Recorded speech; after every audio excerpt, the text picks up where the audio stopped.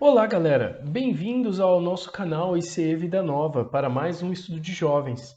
Hoje vamos tratar da parábola do joio e do trigo, que está em Mateus, capítulo 13, versículos 24 a 30 e 36 a 40. Eu vou ler para vocês. Jesus lhes contou esta parábola dizendo: O reino dos céus é como um homem que semeou boa semente em seu campo. Mas enquanto todos dormiam, veio seu inimigo e semeou o joio no meio do trigo, e se foi. Quando o trigo brotou e formou espigas, o joio também apareceu. Os servos do dono do campo dirigiram-se a ele e disseram: O senhor não semeou boa semente em seu campo? Então de onde veio o joio? Um inimigo fez isso, respondeu ele. Os servos lhe perguntaram: O senhor quer que vamos tirá-lo? Ele respondeu: Não, porque ao tirar o joio, vocês poderão arrancar com ele o trigo. Deixem que cresçam junto até a colheita. Então, direi aos encarregados da colheita: juntem primeiro o joio e amarrem-no em feixes para serem queimados. Depois, juntem o trigo e guardem-no no meu celeiro. Então, ele deixou a multidão e foi para casa. Seus discípulos aproximaram dele e disseram: Explica-nos a parábola do joio no campo. Ele respondeu: Aquele que semeou a boa semente é o Filho do homem. O campo é o mundo, e a boa semente são os filhos do reino. O joio são os filhos do maligno. E o inimigo que semeia é o diabo. A colheita é o fim dessa era, e os encarregados da colheita são os anjos. Assim como o joio é colhido e queimado no fogo, assim também acontecerá no fim desta era. Eu quero orar agora. Senhor Deus, muito obrigado, Pai, por mais um dia, muito obrigado por mais uma oportunidade que temos de estar juntos contigo, Pai. Muito obrigado pelo livre acesso que temos à tua palavra. Senhor, nos abençoa para que tenhamos entendimento e, tendo entendimento da tua palavra, a apliquemos em nossas vidas, Senhor Deus. Muito obrigado, em nome de Jesus. Amém. Bom, meus amigos, o joio ele é uma planta anual, assim como o trigo. E ele cresce geralmente nas mesmas regiões em que o trigo cresce. E ele é uma erva daninha comum nas plantações de trigo. Ele é uma planta um pouco menor, enquanto a planta do trigo chega mais ou menos a 1,5 metros de altura, o joio é um pouco menor, chega aí em torno de 1 metro de altura. No início ele parece muito com trigo, e depois que ele cresce e que começa a soltar os grãos, aí fica muito fácil de identificar qual é o trigo e qual é o joio. O problema é que o joio ele é inútil, nós não consumimos o joio. Então o joio, ele além de tomar espaço e concorrer com o trigo nas plantações, ele também, os grãos dele tem muito facilmente um tipo de fungo, um fungo endófito, e esse fungo ele tem presença de toxinas neles e tornam as sementes do joio venenosa. Então, muitas vezes é muito comum que se for uma pequena quantidade de joio junto de uma grande quantidade de trigo, na hora de fazer a farinha, já vai ser o suficiente para estragar ali grande parte do produto do trigo obtido. Então ele não é só uma planta inútil para o consumo. O joio ele também prejudica as lavouras e o produto das lavouras de trigo. Enquanto o joio é tão inútil, o trigo ele é a base da produção de inúmeros alimentos, como pães, bolos, biscoitos, massas de pizza, macarrão, pastel, além de bebidas também, ração para animais e remédios. Mas o que eu quero chamar a atenção aqui são para duas coisas. A primeira é que não existe meio termo. Meus amigos, ou nós somos joio ou nós somos trigo. Ou as nossas atitudes são boas, né? Ou são ruins. Não existe neutralidade. Não existe ação que ela não é boa nem ruim. Sempre, eu vi isso numa pregação uma vez, ou você está servindo a Deus, ou você está servindo o diabo. Não existe meio termo. E isso é em tudo na nossa vida. Ou estamos servindo bem, ou estamos servindo mal. o compromisso que deixamos porque estamos com preguiça, a desculpa esfarrapada que damos para faltar aula ou faltar o trabalho, ou para não entregar alguma coisa que deveríamos entregar e temos um certo prazo, o amigo que poderíamos ajudar, mas não ajudamos porque estamos com preguiça ou porque temos coisa melhor para fazer. Essas não são coisas neutras, coisas que não fazem mal a ninguém, são coisas ruins, atitudes venenosas, atitudes de joio.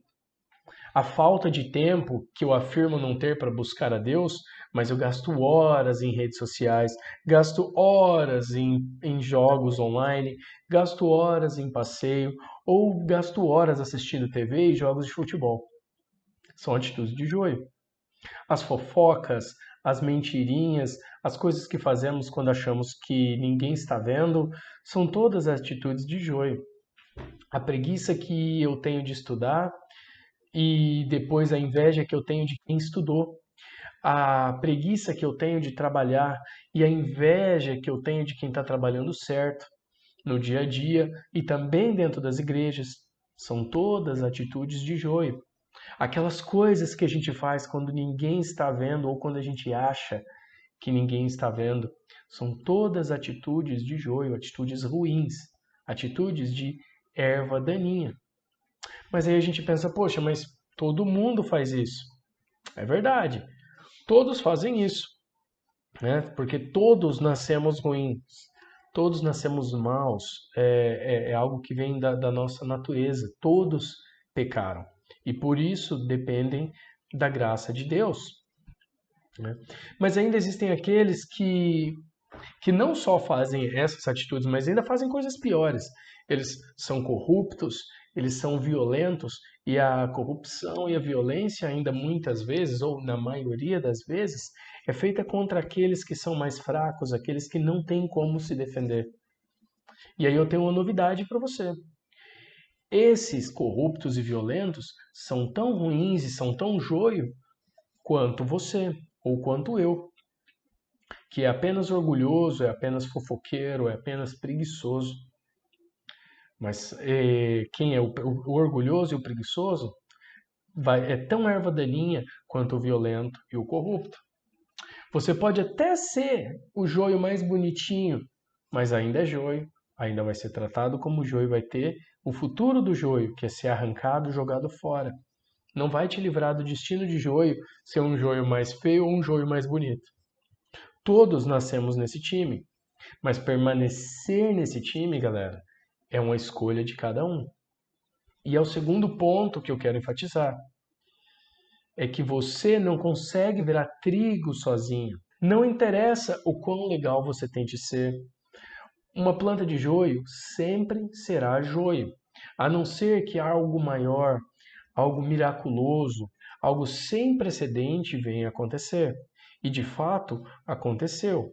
Jesus Cristo, que estava presente desde antes da criação, que estava com Deus e que era Deus, se fez carne e morreu na cruz, em meu lugar e em seu lugar, para que quem aceitasse isso e cresce nisso, e cresce que sem Jesus Cristo nós não passaríamos de erva daninha que seriam lançadas fora depois, quem acreditar nisso será salvo do destino das ervas daninhas. Leiam o Evangelho de João, capítulo 1, versículos 1 a 12. Só Cristo pode transformar o joio em trigo. Só Cristo pode fazer esse milagre. Mas não para por aí. Não adianta a gente querer virar trigo e continuar dando fruto de joio.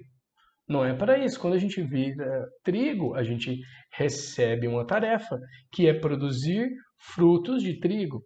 É por isso que o trigo é reconhecido. Ele é reconhecido e é valorizado pelos grãos que ele produz. Não adianta achar que, transformado em trigo, posso continuar a viver a vida de joio. E muita gente pensa e age dessa forma. Aceitou a Cristo, conheceu a Deus, conhece a palavra e parou por aí. Ou até levou uma vida com Deus, mas depois esfriou por vários motivos e se afastou totalmente e fica por isso mesmo. Quando nós viramos trigo, nós recebemos uma tarefa, que é louvar a Deus através de ações de graça, ou seja, boas ações, sem esperar nada em troca.